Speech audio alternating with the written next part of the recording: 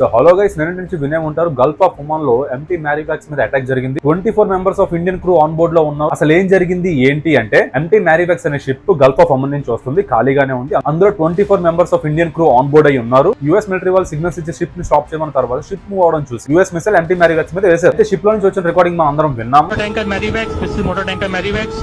We are fire on board. We have fire on board, and vessel is sinking. U.S. Navy attacked the missile on our engine room. We have hold the bottom.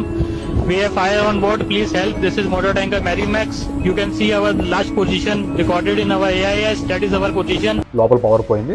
So వాళ్ళ ఉన్న location ఏదైతే ఉందో వాళ్ళు Indian naval base పంపించారు. వెంటనే Gulf of Oman rescue team react అయ్యారు. వెంటనే ఆ 24 మెంబర్స్ ని రెస్క్యూ చేశారు. ఇండియన్ గవర్నమెంట్ కూడా డిక్లేర్ చేసింది. రణ్ధీర్ జైస్వాల్ గారు మీడియా ముందుకు వచ్చి 24 మెంబర్స్ ఎవరైతే ఉన్నారో వాళ్ళు సేఫ్ గానే రెస్క్యూ అవ్వడారని చెప్పేసి డిక్లేర్ చేశారు. దీనికి కౌంటర్ అటాక్ గా మన సుబ్రహ్మణ్యం జయశంకర్ గారు ఎక్స్టర్నల్ అఫేర్స్ మినిస్టర్ అయిన చాలా స్ట్రాంగ్ కౌంటర్ అటాక్ ఇచ్చారు. త్వరలోనే అమెరికా చేసిన యాక్ట్ కి రియాక్షన్ కూడా ఉంటుంది. ఇప్పుడు ఈ ఎంటైర్ ఇష్యూ మీద మీరేమనుకుంటున్నారో కింద కామెంట్స్ మెన్షన్ చేయండి. అండ్ వెళ్తూ సబ్స్క్రైబ్ చేసుకోవడం మర్చిపోకండి.